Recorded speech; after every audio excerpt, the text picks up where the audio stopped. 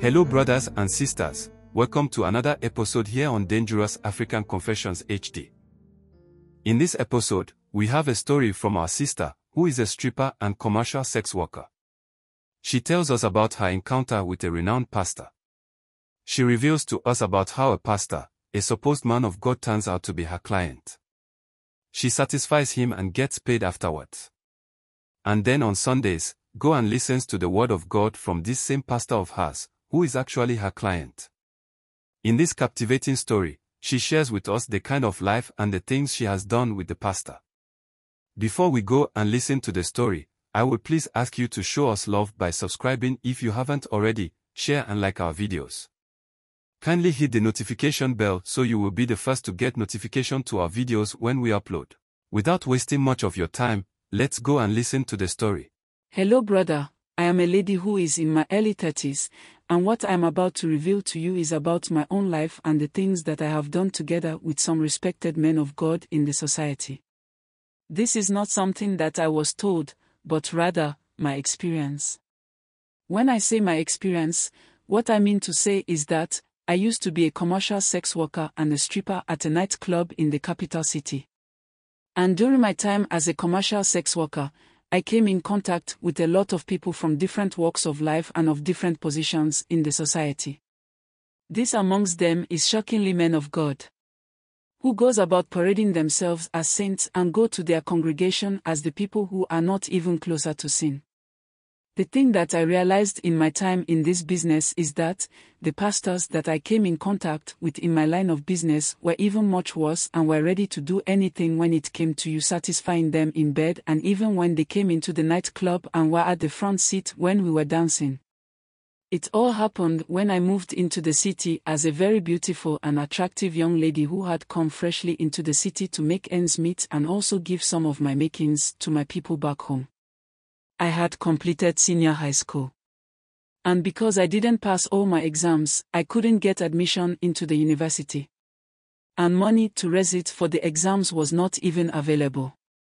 And so, I came to a realization that, even if I was able to pass my exams, there was no way I could actually enter the university to study. That was when I came to a conclusion to travel to the city to hustle and make something for myself and my family as well. After my senior secondary school, I had stayed home and helped my mother on a farm work for quite some time. I think I spent like 3 to 4 years with her on the farm, helping and making sure there was something small to also see the 2 younger ones through school. So one evening I sat my mother down after eating and told her that I wanted to join my friend in the city to hustle so that we can push forward a little with what I would be making. Deep within me, I was fed up with the life we were living in the village. I couldn't see any future for any of my siblings and myself. So, I had to make a decision and move in order to search for work in the city. When the time came for me to go to the city, I called a friend of mine who had also gone to the city that I was coming and wanted to know if she can accommodate me for some time. She agreed to it and asked me to come. She was extremely happy to hear from me. And just like that, I bid my family goodbye and left for the city. She was at the bus station waiting for me when I got to the city. She took her single-room apartment that she was occupying. She was living good and everything seemed to be working for her perfectly. Because everything I was seeing in her room was on point. And it looked like someone who is getting enough money from her work. So, in my mind, I made the right decision to come to the city. Because very soon I can go back and bring my siblings with me when I also get money to rent my own place. I didn't want them to continue living in the village and waste their time there. She had already told me of the kind of work she does. She told me that she is a waitress at a bar and she said good things about working as a waitress there. Because, she said that people do give you money when you serve them well and polite. She promised to talk to her boss to allow me to work in her bar as well. In about 2 weeks later, she told me I should go with her to see her boss. When we went there, the boss was a lady. And my friend introduced me as her younger sister who is in need of a job and that I was ready to serve in her bar. She asked if my friend had explained to me the nature of the work, and she said she has told me everything. So, the woman told me that she will put me on probation to see how hard I will work before she can completely employ me. But then, we talked about my payment structure. That is how I started working as a waitress. My probation time expired and she employed me fully. One thing I realized when we close from work around 8 p.m. is that my friend will always leave the house around 10 to 11 p.m. each night, and she would tell me that I should lock the door because she will return in the morning. And when she returns in the morning, she won't come to the bar until around 5 p.m. in the evening that day. So, I began to wonder what she was always doing at that time when she goes out. And my biggest question was how she can come to work just around 5 p.m. mark and then leave around 8 p.m. She wasn't the only one that was coming to work at that time. It happened that I started noticing that pattern with almost all the ladies who work as waitresses at the bar. Apparently, the woman owns a very big nightclub where these girls were always going to during that time that my friend leaves the house. And at that place, they make big cash. This is what my friend revealed to me after about 7 months of staying with her. She told me about the kind of life that goes on in the nightclub and the work they do there. At first, I wasn't so much interested, but since seeing the kind of money that she brings home, I decided to give it a try. And when I did, the rest is history. It was there that I started to see all these people that I respected so much. They also come to enjoy themselves with the ladies. The work there is purely prostitution. Because the woman has a house just at the back of the nightclub, and he uses the house as a hotel for whoever is interested to have an intimate with her girls. So, how it works is that she charges for the room, and when the ladies also charge you, she has a percentage in their charges. It is more like she has the platform and you are rendering your service on her platform. So, after the service, you will have to pay for the platform she has given you. When I started, there was this one particular man who always will come and request to be with me only. Sometimes, even when I am not around, he will wait till I come. She became my customer, and everybody knew that no matter what you do, he will not go with you. These were men in their 40s, 50s, and sometimes even older than that. Let me tell you something, this particular client that I am talking about, brother, I am bad girl. But the things that this man does to me, no man has done such things to me ever in my life. Sometimes I wonder where he learnt all those skills and techniques from at that age. He is almost will be between 60 and 65. Sorry to tell you this, sometimes he will use his tongue in all my holes, even my back hole. One thing about my friend is that, regardless of the kind of work she is into, she will always go to church on Sunday. No matter what, Sundays, she will never be at home. So, one fateful Saturday after work, one of her friends called and told her to come visit them at church. So, we decided to pay them a visit at their church. That day we gave our best when it comes to outfit. And we went to this church. At the church, praises and worship had been done, and it was time for the pastor to come and preach to the congregation.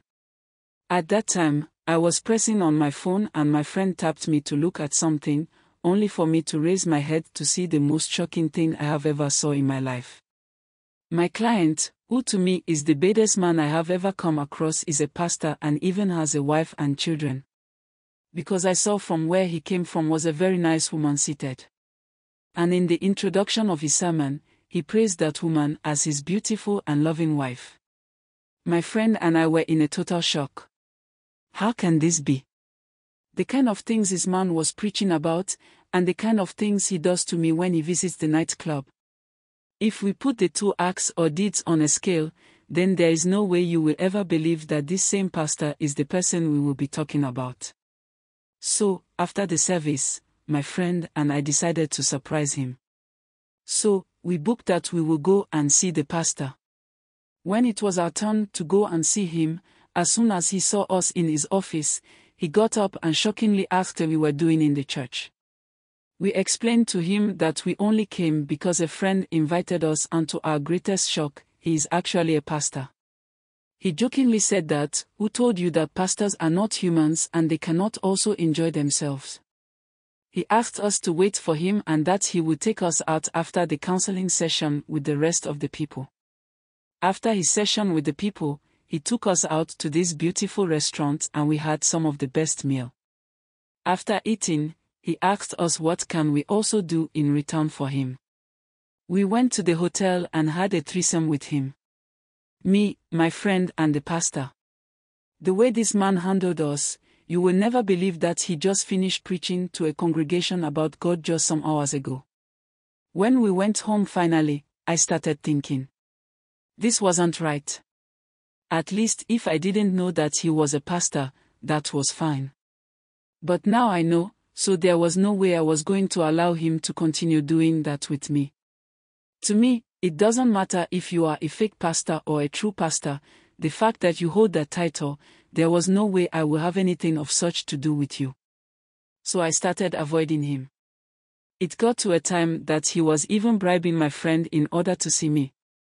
One day I don't know why I answered his call. He begged to see me and so I went to the location that he gave me.